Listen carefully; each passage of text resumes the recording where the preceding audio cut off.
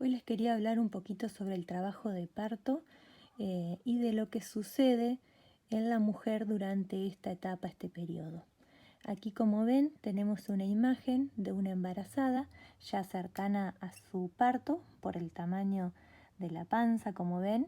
Aquí tenemos un bebé en cefálica. Cefálica significa que el bebé tiene la cabecita hacia abajo, ¿sí? Esta parte rosa es el músculo del útero, o sea, el útero, y termina en el famoso cuellito uterino, que es del que vamos a hablar bastante hoy.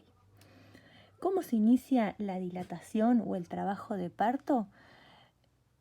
Inicia cuando la embarazada siente que la panza se le pone dura o rígida, siente o nota.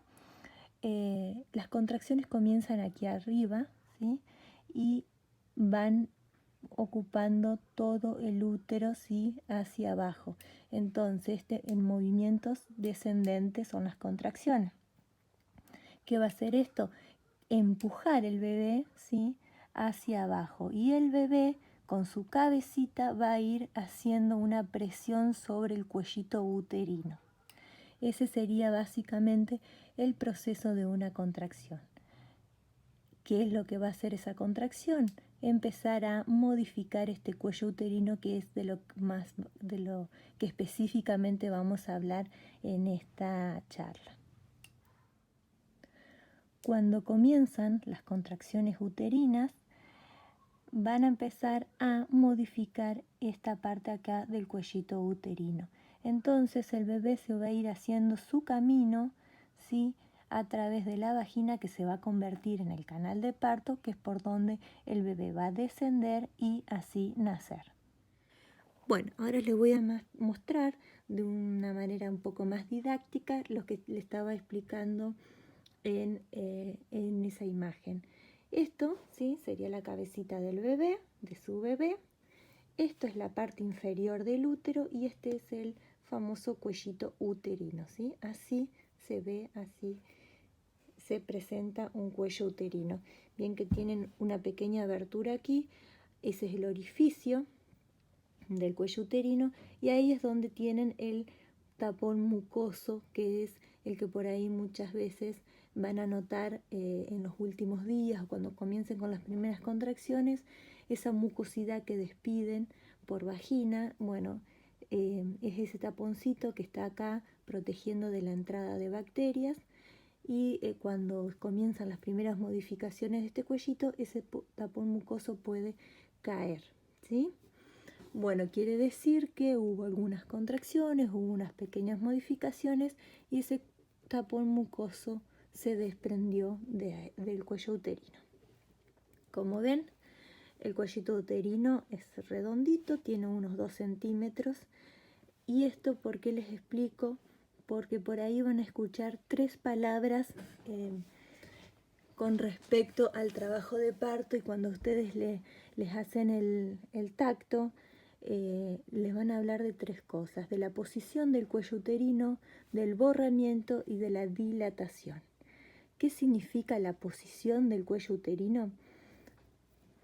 El cuello uterino está siempre hacia atrás, ¿sí? Hacia el recto de la mujer. En esa posición está durante el embarazo generalmente. Cuando comienzan las contracciones y el bebé empieza a hacer su trabajo sobre ese cuellito uterino, lo que hace es cambiarle la posición y va a ir hacia adelante, ¿sí? Entonces primero vamos a tener un cuello posterior, luego intermedio y después lo que se dice centralizado. Quiere decir que el cuellito uterino está en eje con vagina ya para formar ese canal de parto por donde va a salir a descender nuestro bebé. ¿A qué nos referimos cuando hablamos de borramiento del cuello uterino? El borramiento significa que este cuellito que está gruesito, ¿sí? Gordito, con el proceso de las contracciones también se va a ir aplanando, ¿sí?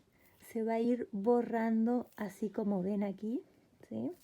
Hasta que quede planito, planito como le estoy mostrando ahora, ¿sí? Eso quiere decir que el cuellito uterino se ha borrado. Eso se hace mediante contracciones, ¿sí? Acá el motor de todos los cambios van a ser las contracciones. Por eso son tan importantes al momento de hablar de un trabajo de parto, ¿sí? Una mamá no puede tener estas modificaciones si no tiene contracciones. Finalmente llegamos a la etapa de la dilatación, que eso seguramente han escuchado muchas veces, que significa que el cuellito uterino se empieza a abrir, a dilatar, ¿sí? Como ven acá, en este patrón tenemos 2 centímetros, 3 centímetros, 4 centímetros.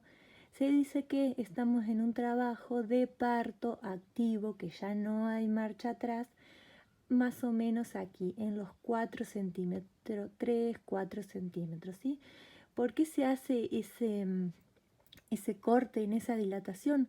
Porque una mamá con 1 o 2 centímetros puede ser que se detenga ese trabajo de parto y retome el otro día, los 2 días, ¿sí? Entonces, cuando llegamos a 3, 4 centímetros, eso ya es un parto, un trabajo de parto activo, ya no hay marcha atrás. Ese bebé en las próximas horas va a nacer. Entonces, por eso es tan importante los centímetros para tomar decisiones, por ejemplo, a la hora de derivar. Bueno, y ustedes ven aquí que al final tenemos 10 centímetros.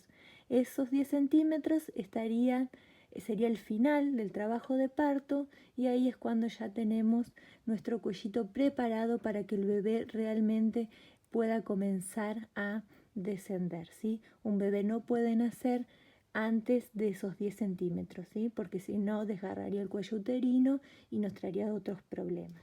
Bueno, y aquí tenemos nuestro bebé de nuevo.